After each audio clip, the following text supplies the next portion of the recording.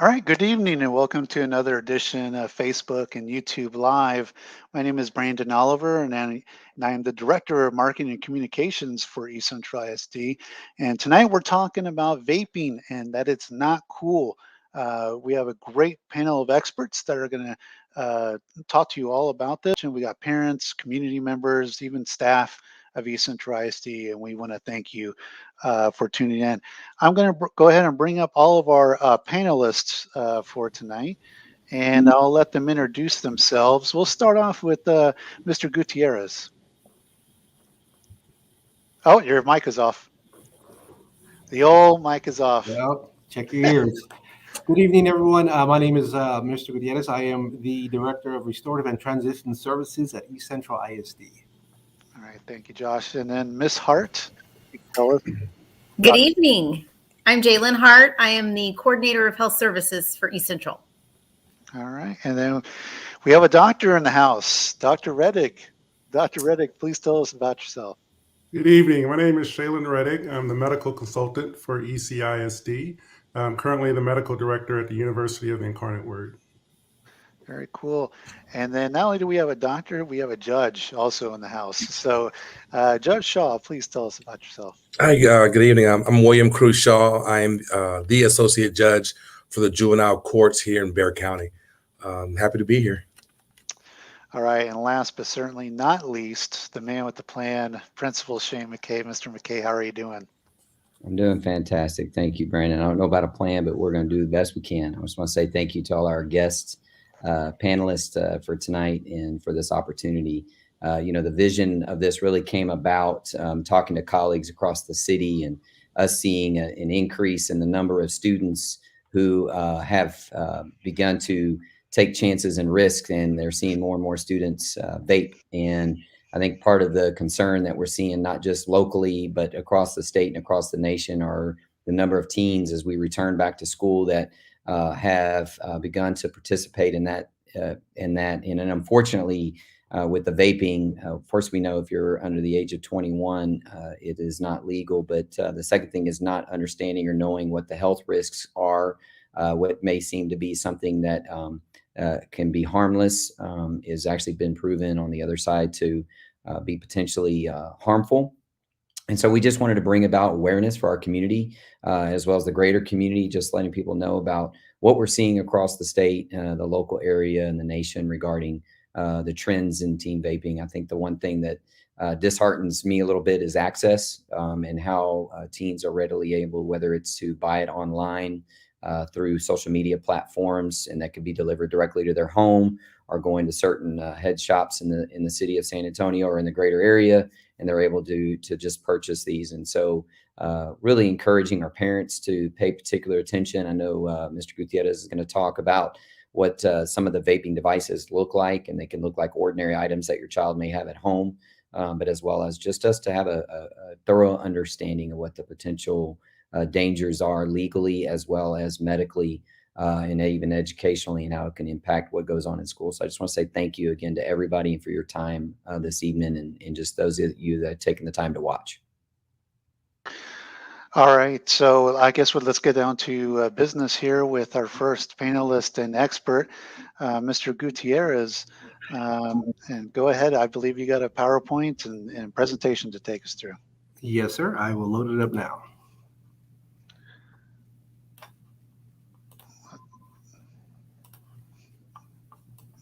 There you go. All right.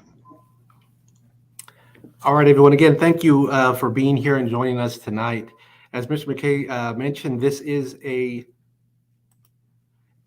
pandemic that's not pandemic. It's an issue that's hitting all of our students. The FDA and CDC estimate currently over 200 million middle school and high school age students admit to using vape or using an e-cigarette. So I have a few slides that are going to help us identify some of the look-fors when it comes to vaping and some of the terms that the students use for these vapes. These are kind of cartoonish, maybe in some ways generic pictures, but these are the kind of the look-fors.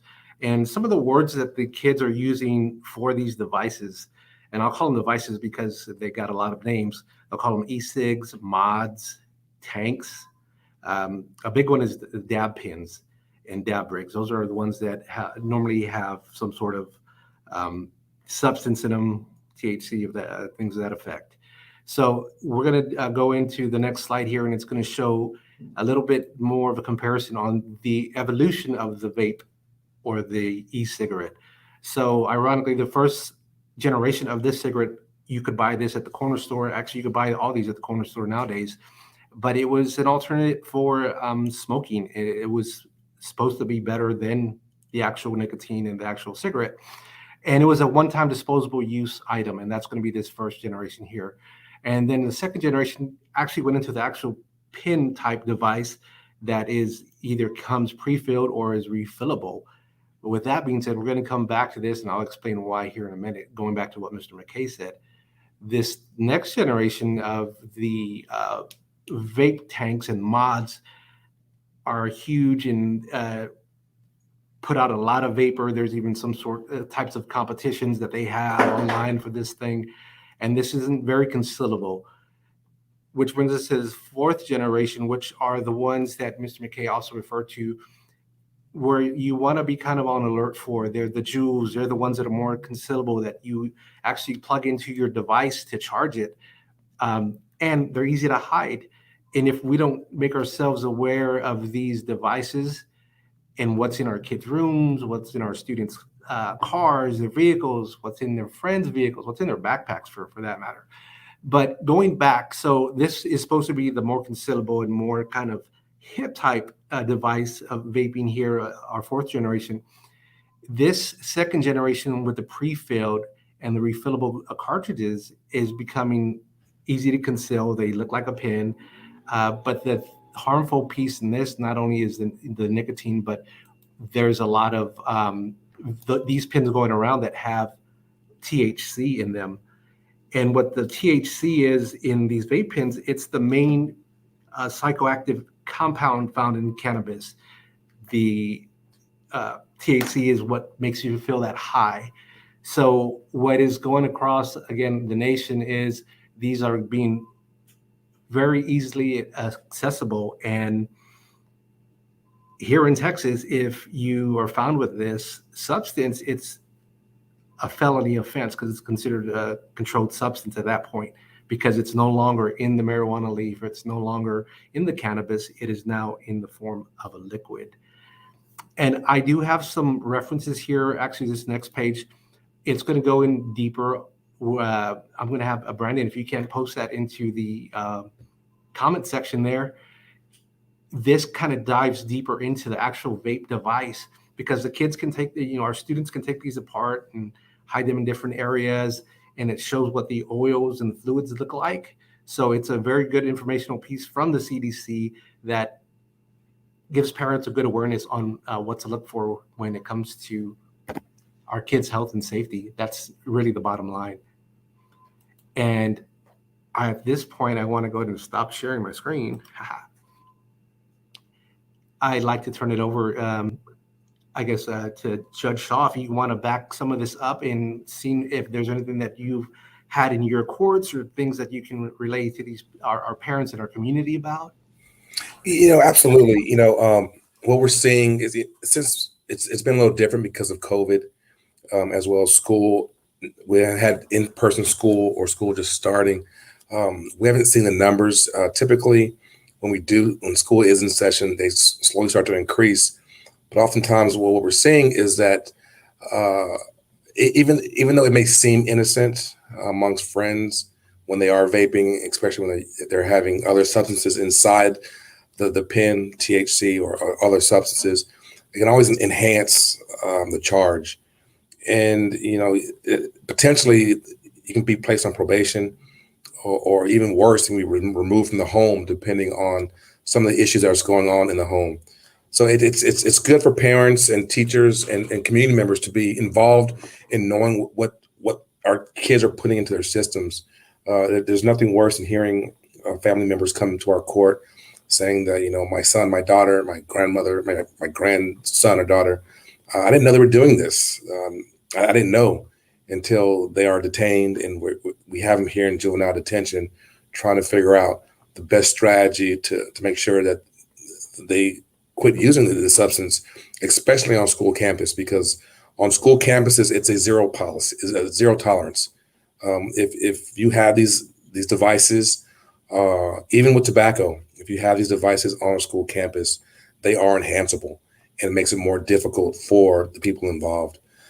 So like I said, right now, we don't see a lot of them because of COVID, the virtual schools, but it will definitely see an increase within as school continues to be in person. So we do have some pre-formatted questions, Judge Shaw.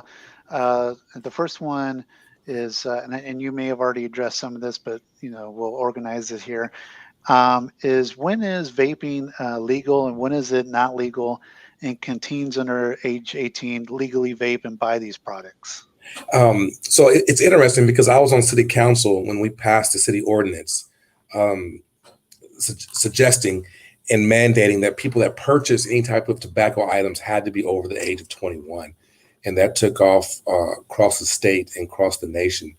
So technically it's illegal for anyone under 21 to purchase any tobacco products. So that's always, and that would be a Class C misdemeanor, but it's still an issue where parents have to be involved, the children have to be involved, having to go down to the city courthouse and deal with the fines can be time consuming and it can be very inconvenient. Now we start getting into more serious crimes when you come down and see us when you have THC. Even walking down the street with THC in a vaping device, that can be considered, that is illegal. That's illegal because it's the THC that's in the device that makes it illegal. Then it's enhanceable once you're on school grounds. So once you're on a campus or a facility that is owned by a school, i.e. A football stadium, basketball arena, or on a school field trip per se, that can be enhanceable depending on the facts. And so, like I said before, that makes things a lot more difficult because you come down to juvenile detention, can be detained depending on the situation. But also, it can be stacked on you. If you get into a fight at school and you have a vaping pen on you, that's just an additional charge. So it makes things even more difficult when you get involved into the legal system. And then I think you kind of talked about it, but I mean, coming off this pandemic, are you seeing a spike in cases? We're seeing them not by themselves. Typically, they're used for other cases, so assaults on school grounds or any other charge, a robbery, aggravated robbery, and they commit that offense and they may have a vaping pen on them with THC, then that's just additional charges added. So now it's even a more difficult fight for the attorneys to try to work out in the courts. And I mean, how many of these individuals that have the THC vape pen, I mean, plead ignorance basically and say like, I didn't know it was a felony, I'm just doing it. What do you tell those guys? Ignorance isn't a defense in the law. Even if you don't know, it's still illegal. So you're going to be held accountable for that action. Yeah, and I'm sure that's come up, right? Like, yeah. I'm sure they're like, it's the same. I didn't know, What's also interesting is that they always pass the puck to their friends. Well, my friend gave it to me, or my girlfriend or boyfriend gave it to me. That's not an excuse. You have it on you. You're in possession. You have to take this charge. And then we always tell them, where's your friend now when you're in detention? You're back there without your family and friends. There's no friend back there to help you out. You're here by yourself dealing with this issue. So you may want to pick your friends a little bit better. Absolutely. And I mean, they say possession is 9/10 of the law. 9/10. But here it's all of them. I'll bring back on Josh real quick to see if he has any follow-up questions for the judge. Do you have any follow-up? Judge Shaw, you hit the nail right on the head, sir. Thank you. No problem, man. No problem. And then I'll bring back on Principal McKay too real quick. I mean, if he has anything for the judge, any comments or questions.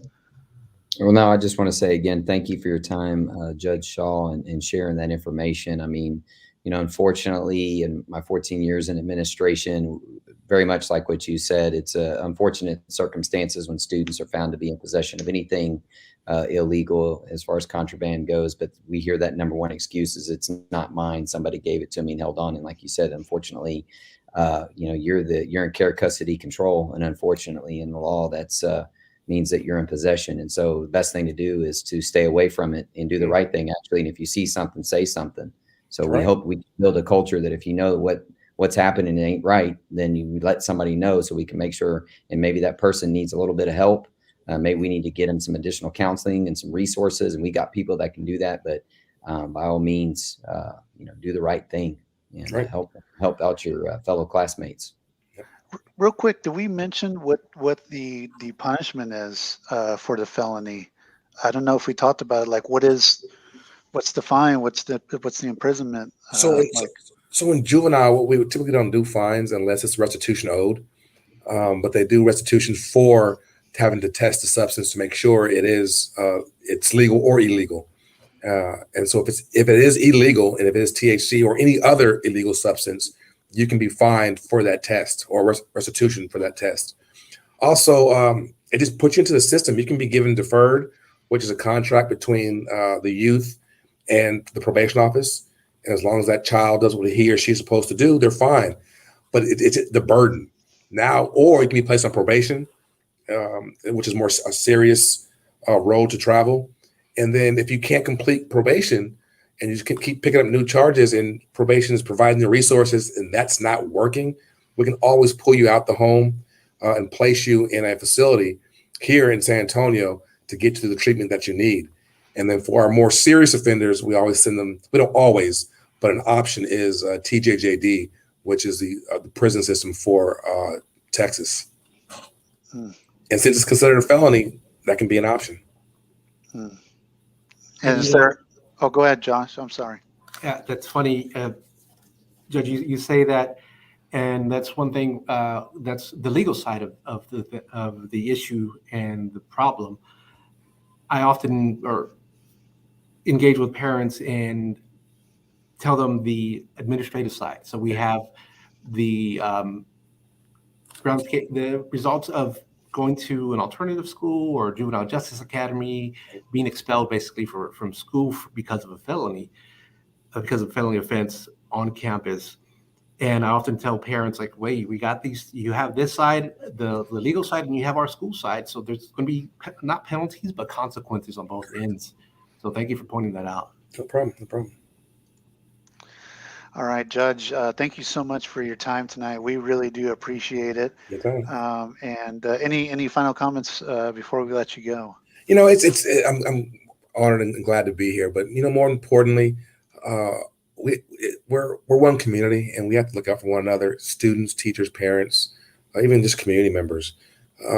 So I believe the moderator said earlier, if you see something, say something, and look out for your friends and family that go to school with you, because you don't want them involved in this criminal justice system where it can make things very difficult. It's so much easier just to go to school, make decent grades, and just obey the rules of school and obey the law, instead of coming down here, inconveniencing your family, and having to deal with possible incarceration. We don't want that, but if we have no other options, it can't happen. So thank you for having me. All right. Thank you, Judge. We appreciate it.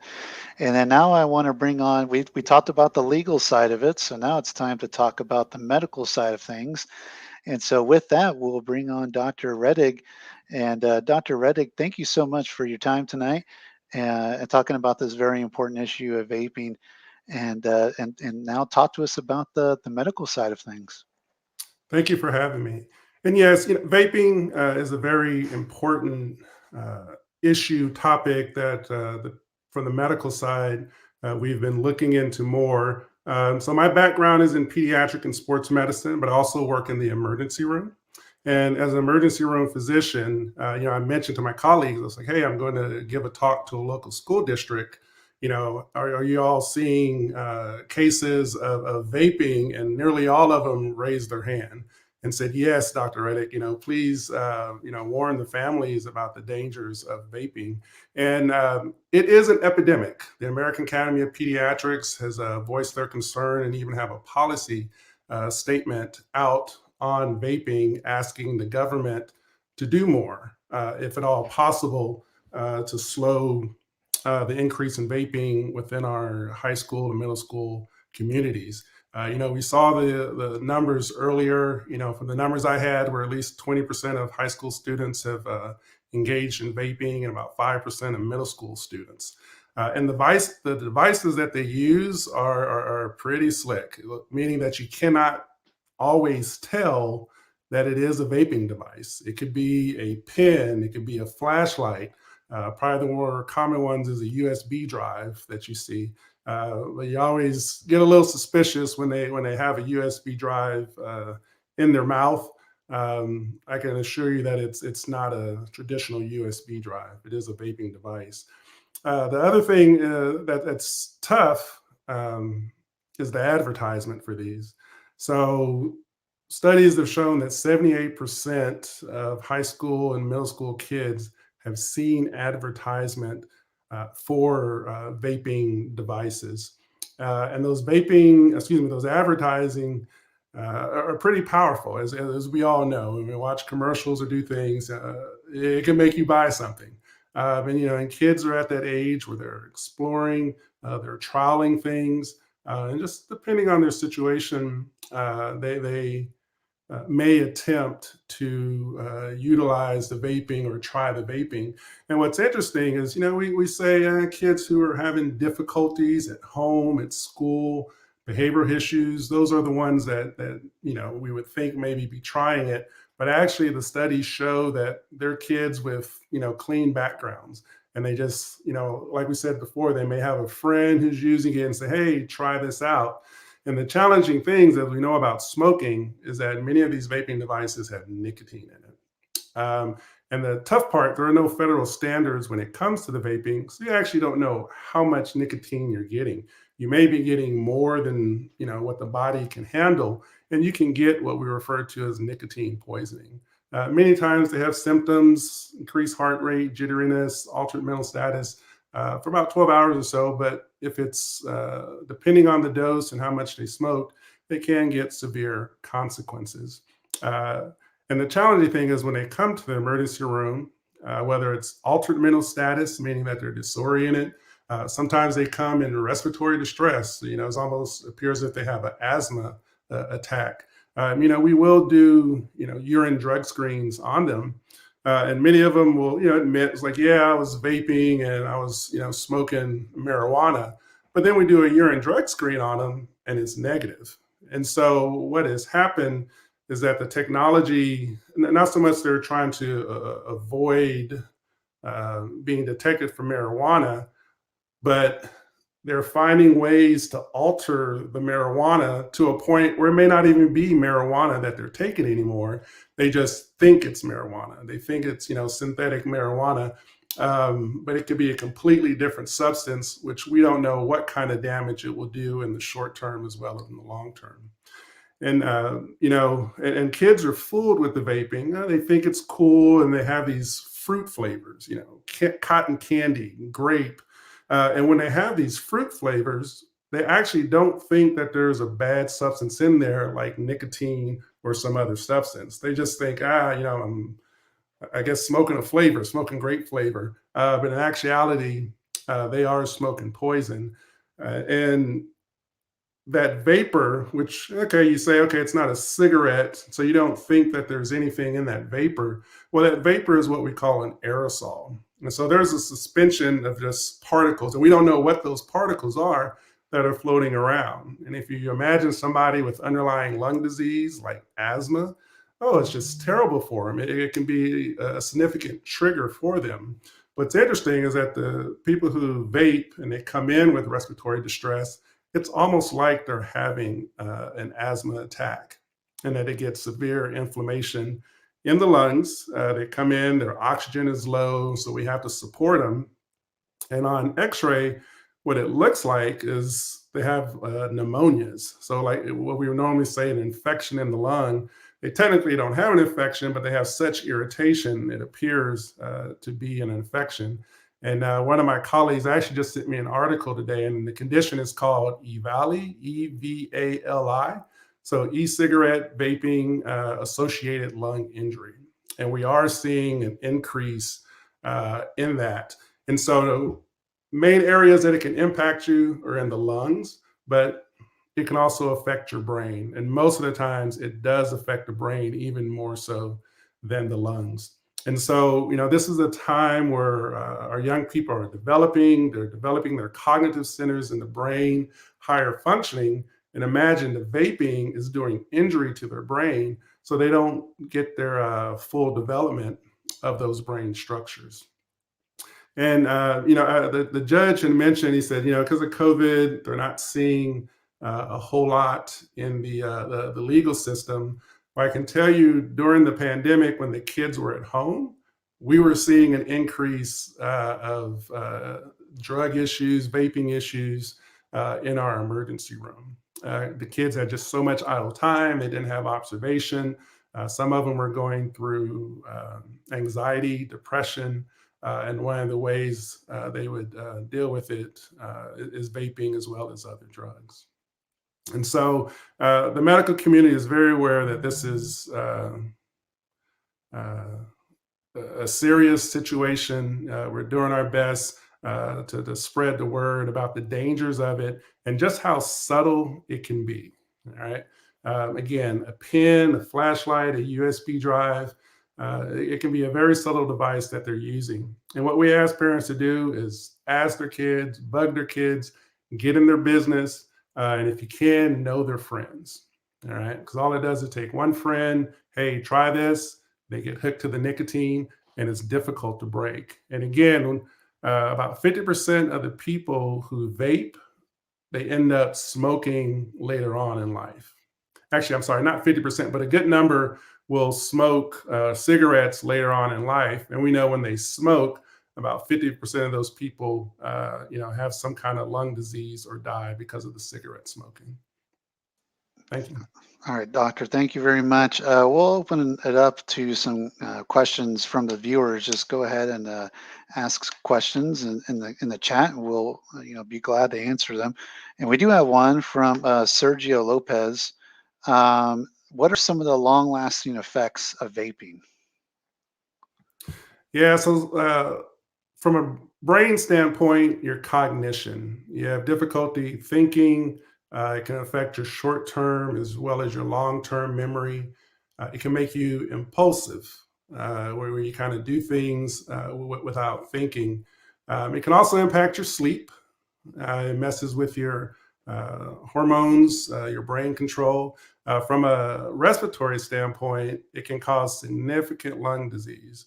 You've seen some cases where people at a young age, say 30s, 40s, who have been vaping for a long time, actually require oxygen to breathe.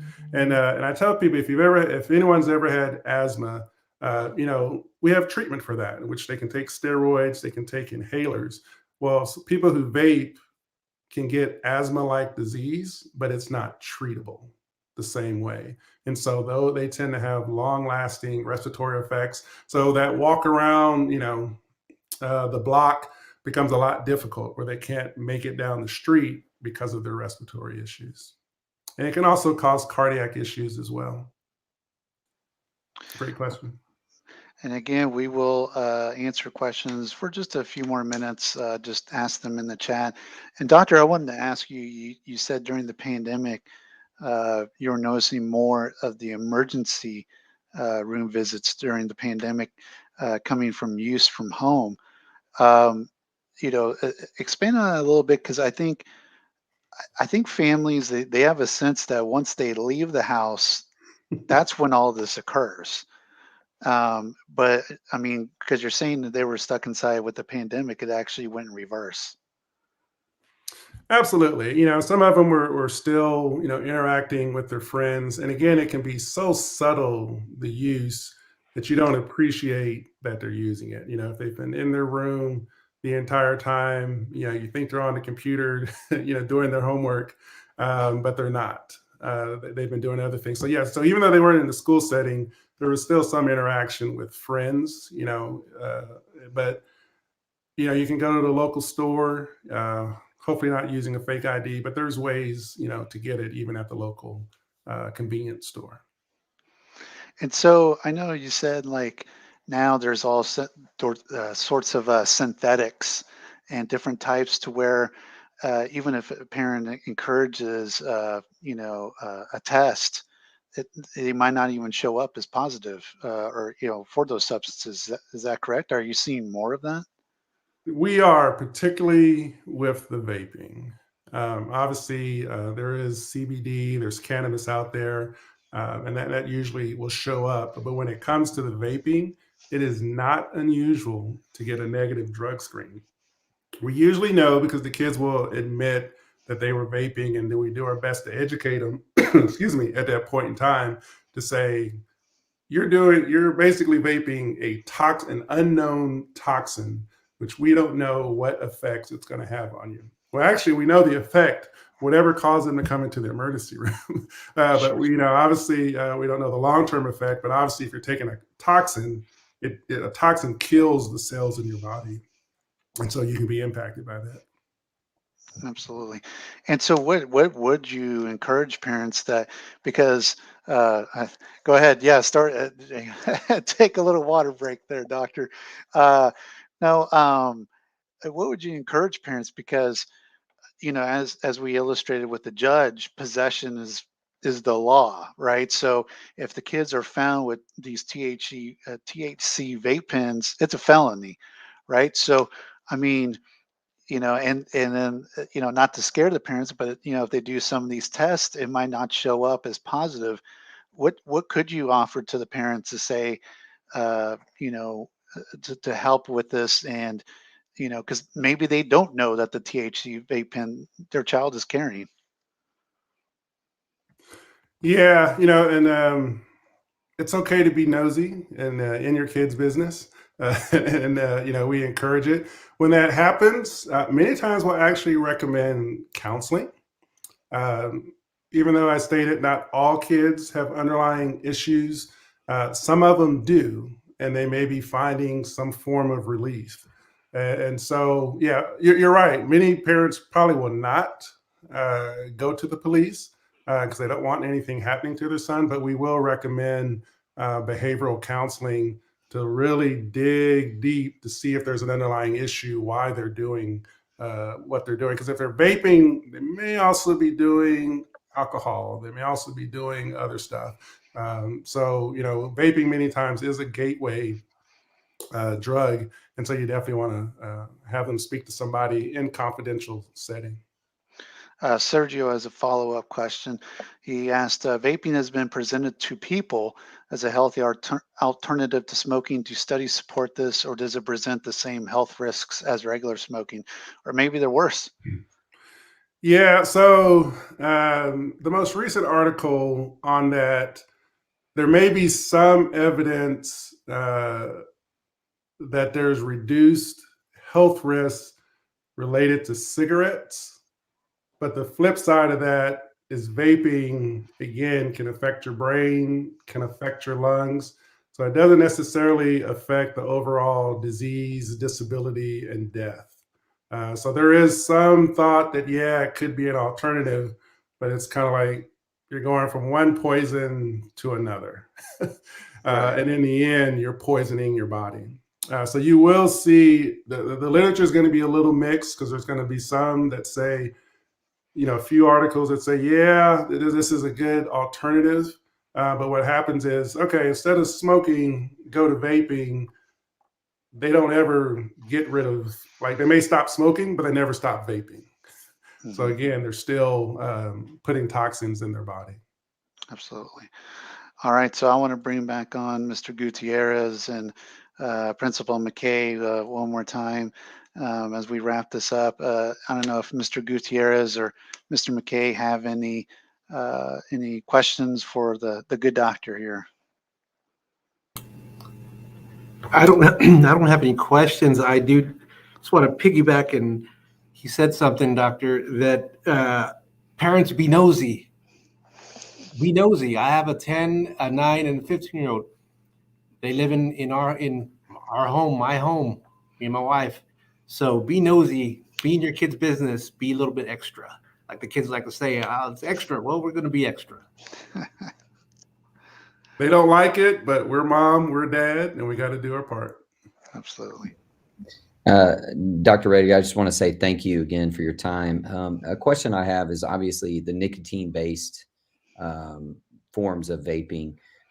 Is there any research to suggest that they are just as addicting as a traditional cigarette? And I'm pretty much asking a rhetorical question here, but I just want to make sure that even though it may be perceived as an alternative method to actual cigarette smoke, but it actually contains the compound that is the addictive nature of what cigarettes do anyway. So can you kind of expound upon that a little bit? Maybe fact is now they don't have a filter, so they're literally getting a lot more of that nicotine into their system. So yeah, nicotine is nicotine regardless of the form. And the dangerous part about the vaping is that in some instances, they may actually be inhaling more nicotine as compared to cigarettes because it's, again, there's no federal standards. And so you could have, say 50%, which is not good for your body. I'm just kind of using different numbers. But no matter what, nicotine is nicotine, the most addictive substance, that is out there. Another point, the younger they start, the harder it is for them to get off. And most actually do not get off of the nicotine. Hence that transition from the vaping to the cigarettes. And again, that's why the reverse really doesn't work, because it's the nicotine that's the issue. Great question. I also had one more question for you with regards to the physiological effects. And I thought I had read some time ago about the literature saying that vaping, specifically nicotine-based vaping, can cause vasoconstriction and therefore lead to higher blood pressure. And so if you have a teen or that may be already struggling with some early onset hypertension or even some pre-diabetic, and now they take on this, it could even lead or to complicate even more of how the kidneys are functioning and some other things. I don't know if you can expand upon that. Yes, and the vasoconstriction can affect the heart, the blood flow to the heart, and so there's some people that go into what we call arrhythmias, which is an irregular heartbeat. And imagine an older individual who might be vaping that has coronary artery disease, like high cholesterol, that could actually predispose them, to a heart attack. And the other thing about the vasoconstriction piece, our brain needs blood, it needs, glucose, it needs to be fed. And so that vasoconstriction can happen anywhere within the body. And so if you're getting vasoconstriction, you're getting less blood to the brain, you're getting less brain development. So it can impact all organs in the body, and including the kidneys, where there has been cases of kidney failure secondary to vaping and caused by the vasoconstriction. All right, and we did get one more question, and I want to bring on Mr. Gutierrez and Mr. McKay for this because they may be able to assist with this as well. Is there a support group for adolescents that parents can go to besides the cops? Okay, I thought Mr. Gutierrez was going to take that, but yes, we actually have some resources that the district, we have some partnerships, some counseling programs that we are affiliated and associated with, and we definitely would be willing to reach out to not just students in our community, but if they're even in local communities and local ISDs, and sharing that information and those resources with them as well. I think it's just important that we get the word out. Again, this is not necessarily an East Central based thing. I think we're just trying to take the torch and run with it and say this has been a challenge citywide and statewide, nationwide. But yeah, there are definitely plenty of resources that are out there, places that kids go. And he talked about counseling, getting to the underlying issues about why they feel the need, whether it's they need a sense of belonging, sense of connection. It makes them feel like they're older, maybe more mature. I mean, we just got to really get to the root of whatever that is, and then also get them some additional help. And I think of it just like a person that's addicted to cigarette smoking, when I think about the challenges that they've had to overcome just to stop smoking, if we're taking a vaping type of substance with that pure nicotine based form in it, it's going to take quite a bit of time and support in order for anyone to quit that habit. So I think that's a great question, Ms. Hastings. Thank you for asking that. And we definitely have access to resources. And so, like a misconception is that, school admin is walking around, waiting for the opportunities to bust these kids. But in actuality, she says it right here, where can we go besides the cops? The school is another place. I mean, you would rather send your child or get these kinds of services versus getting caught and then, oh, I got a felony now. So definitely, I know Principal McKay and his staff and Mr. Gutierrez, they want to help the kids more than walk around and be the cops. So yeah, definitely reach out. Wouldn't you say, Mr. McKay? Yes, absolutely. And I know I just see another question that came up in the comment is, do they have it in Gonzales, Texas? I know right now the best thing was with the virtual options. There are many opportunities for them to still be able to connect it with a professional that can give them some counseling services and things like that. I think it's really, really important. I do want to kind of piggyback on something else that Dr. Redig said as well, is that it's almost undetectable in many areas. And if you walked into your child's bedroom, it may smell as if they had just put some body spray on because it's got a sweet smell to it, right? It smells a little bit different. You may not, it's not something that lingers for a long time in the air. And so I think it just goes back to just knowing who your child's friends are, who they hang out with, what are their habits when they're away from you, doing the best you can. Obviously, you got to let them sometimes be a kid, but you also need to be really highly invested in what's going on in their lives and be nosy. I think it's really, really important. I just want to, accentuate that. And, I remember my dad used to tell me all the time, you're a product of your top 5 friends that you hang around with. And so I think it's important that we know who our top 5 friends of our own children are. And I have a child in this school, as well as Mr. Gutierrez has a child in this school, and Mr. Oliver has a high school student in his home as well. And sounds like Dr. Redig does as well. We're all invested as far as being good parents too. So I highly encourage you just to continue to be nosy and know who your kids' friends are.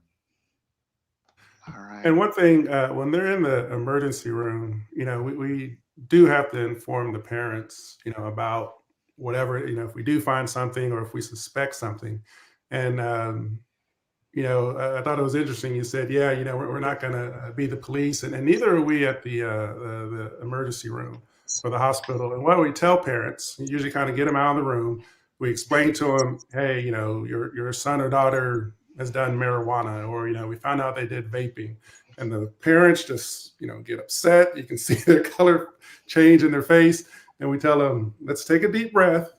And I said, what I don't need you to do is go in there and just, really get on them, get hard on them. I said, this is a sign, that there's something going on. There's something more to this. And we know you're frustrated about this, but I said, hey, we will tell them, don't go in there. Don't yell at them. All right. Come at it from a parent. Like, I'm here for you. I care about you, and I want to be able to help you. And most of the times when that happens, the kids are very truthful about what's going on within their lives. And it may be, mom and dad, y'all are fighting all the time. That bothers me, or you guys are never around. And you'll be surprised at what they're saying that they're not getting, out of their relationships, and reason why they look to friends for what they're not getting at home. If they're not getting that attention, like you all mentioned, if they're not feeling that love, then they're getting it from friends, but their friends may be doing illegal things. They're going to do that. And so this is a time where when it happens, we tell them, walk around, take a couple of deep breaths, calm down, and come at it, from that child's perspective, and just really ask them, what's going on? How can I help? And like I said, you'll be surprised at what they divulge to you. And Mr. McKay, Mr. Gutierrez, a great question. I know it's kind of coming, from the whole, are we being cops here? Do the schools have to report it to the cops if they know about it? I could take that one. So if the call is coming in from a parent to the school, like, hey, reaching out that my child needs help. Hey, I found this device in my child's room. The approach is going to be 100% different than the approach of finding that student at school, hiding it. And again, we don't encourage you to bring it to the school and, hey, look, I got this, can y'all test it for me, that type of thing. But if you're reaching out for help, and oftentimes parents do, whether it be for this type of incident or just help with behavior issues at home that are bleeding over into the school, we offer services. Like Mr. McKay stated earlier, it's not an East Central deal. It's something that we're trying to reach out countywide and start something, to try and get ahead of this. And however, East Central does have a great student community engagement department, along with the family engagement department, where if you want to start somewhere and you're not in our district, we have resources that you can just give us a call. I don't know if you want to put our district number. We could give you those resources and send you and they're county resources and city resources that we can help you out with, just so that way you can get those supports. But to go back to the question, if you're reaching out for that support, the approach is going to be different. We're not going to run and go tell the police, hey, y'all got to go to this address because she just called and said that there's something suspicious in her kid's room. Mm-hmm. Yeah, absolutely. It's all about the approach. It's much better to ask for help than to be caught with it. So there's a huge difference. Thank you very much, Mr. Gutierrez, for answering that. And I think we're ready to call this a night, gentlemen.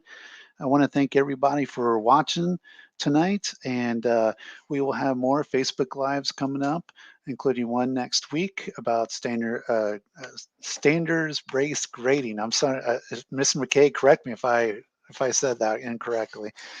But anyway, we're going to be talking about that next week on Facebook Live. Again, I want to thank the Dr. Redig for his time, Judge Shaw, and of course, Jalen Hart. She's in the background somewhere, but I want to thank her as well. So we will call this a night, and good night, everybody. Good night. Good night.